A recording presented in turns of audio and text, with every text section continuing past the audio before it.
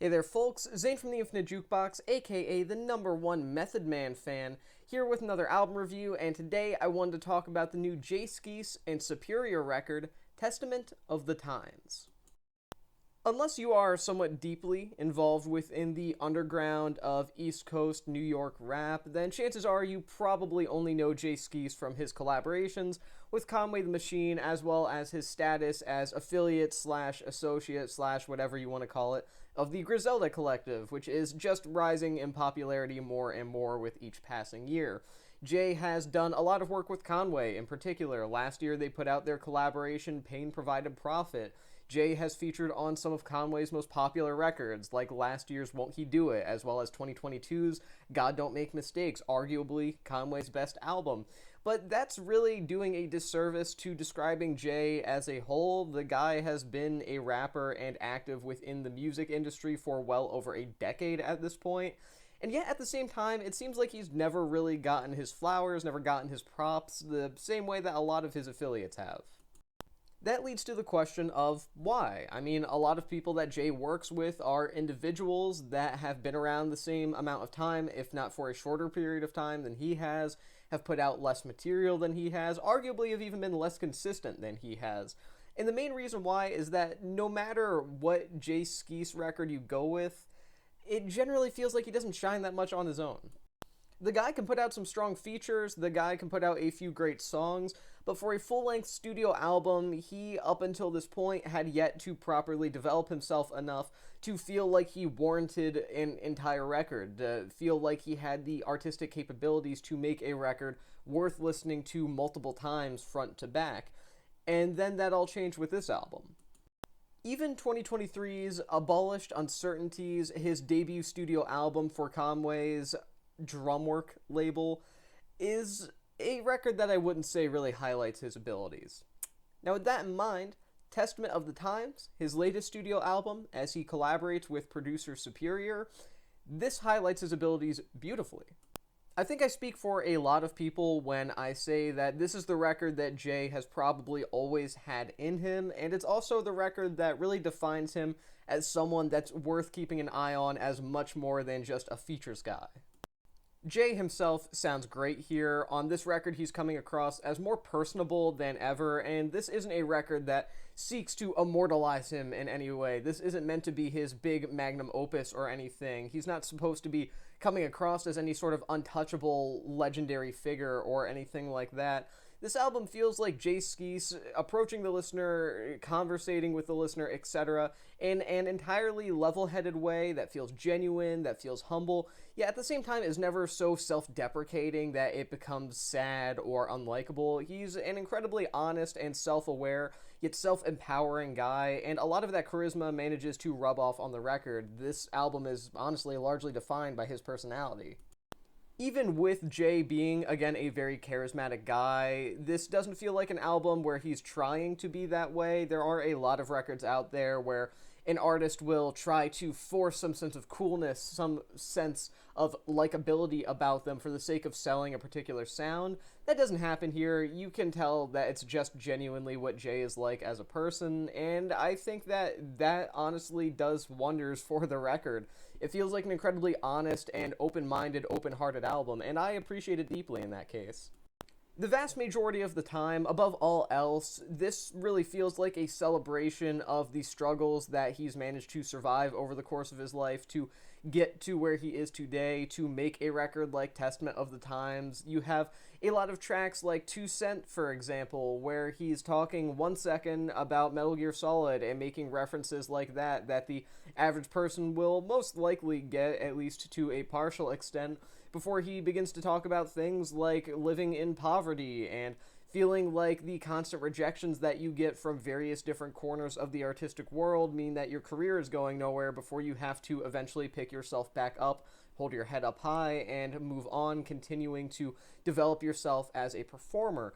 It's moments like those where it comes across as extremely earnest. Not that the guy is trying to complain or anything like that, but that he's just being completely genuine in talking about things that he's gone through and how he managed to overcome them, as well as recognizing that there will be more struggles in the future and how he plans to overcome those struggles when they do eventually come.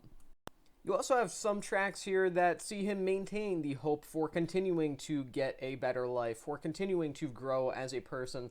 Songs like Broken Mirrors, for example, with that track having a very distinct hook, one of the most memorable portions, one of the most memorable passages on the entire record, where Jay specifically states, "I keep in mind that things could always be worse, selling myself short, that only lessens my worth, trying to find myself, it's been a hell of a search, these waters deep, I'm immersed." And it's lines like that where he really stands out as someone who walks the line between self-affirmations and pep talks to oneself in the mirror, and a degree of street-level poetry that I think is really beautiful and I think is executed extremely well. Jae Skeese's latest album can be, at least to an extent, argued as being a sort of self-pat on the back, a sort of self-celebration without overindulging in egotism, and equally recognizing the continuous imperfection of his own life, as well as how he plans to better it, as well as how he plans to deal with those imperfections moving forward. And if that's the way that you choose to take the record, which I would say is fair enough, then Testament of the Times is a pretty well-deserved pat on the back for himself. Again, the guy has been in the industry for well over a decade at this point, has really gotten no credit at all outside of his collaborative work from the larger rap community, from the larger music nerd community as a whole, and I personally think that he is a guy worth celebrating in terms of him celebrating himself, at least, and he manages to do it with a degree of integrity, a degree of honesty that I think is beyond respectable, and ultimately causes him to be an extremely likable individual behind the mic. Throughout the whole record, the guy just has this sort of hunger and determination that I really don't think the vast majority of his peers manage to maintain, not throughout the entirety of a record, and in some cases not at all, and Jay is here killing it throughout the entirety of this full-length LP. Testament of the Times is produced by Superior, the more recently debuted Spanish-German producer who often works in some of the same circles that Jae Skeese does, albeit to a less exposed extent, not necessarily working on some of the more mainstream projects that you have seen probably Jae Skeese work on at times here or there throughout the course of his career. But name status aside, Superior's production here is absolutely amazing. Virtually every single instrumental here feels absolutely flawless in terms of how it pairs with Jay's flow, as well as how it stands on its own. You have tracks like Risk and Reward that feel maybe a little bit edgy, with some slightly more aggressive sounds from Superior that differentiate themselves from the coolness of a lot of the track list. You have other tracks like In My Hands that successfully handle the sort of smoother side of percussion-lacking beats, which is always interesting to hear considering some of the most iconic non-percussion-based rappers out there, cats like Rock Marciano, generally speaking, are among the more aggressive types in terms of flow, in terms of delivery, and it's interesting to hear someone like Jae Skeese rap over those kinds of instrumentals. I think as a whole, Superior really kills it here. With all of that being said, I actually think it's Superior's sampling abilities that really define this record sonically, really make it stand out in terms of the quality of production on here, stand out in terms of instrumentals. I mean, samples are a prominent characteristic of his entire sound, his entire brand as a producer, if you will, and I think that he shows that off pretty constantly throughout the record as a whole, in a way that never feels forced, a way that feels entirely natural, and in a way that constantly benefits and boosts some of the emotional qualities of a good number of tracks here. For example, you have the choir-like vocal sample throughout the interlude track Subi Tags that causes that song to feel like much more than just a transitional piece. It feels like it has a significantly more impactful presence because of the sample work being put into it. You also have some other moments like the guitar sample on the album opener Union 2s that has this sort of yacht rock-esque smoothness about it, but it's utilized in a way that feels perfectly silky, never cheesy, and it certainly ends up adding a certain bit of emotional depth to that song that it would probably otherwise lack. Look, Superior may not be one of the biggest names within producers right now. He may not even be one of the most underrated producers within the underground right now. There are arguments to make for both of those things, but I digress. My point is, his work on Testament of the Times is brilliant. The power that he has in causing this album to be as great as it is absolutely astounding. He brings to the table some consistently high quality beats, and I don't think you could have asked for better instrumentals here, even if you probably could, actually, but you get my point. The whole record is produced beautifully. The lack of features throughout Testament of the Times is honestly nice to see as well. I think there are a lot of records out there where maybe a rapper will rely a little bit too hard on having a ton of features, and thus they won't get to shine as much on their own record. And Jae completely avoids that here. This record was certainly an opportunity for him to shine more than he does on the average Jae Skeese album, than he does on the average feature that people have heard of him usually.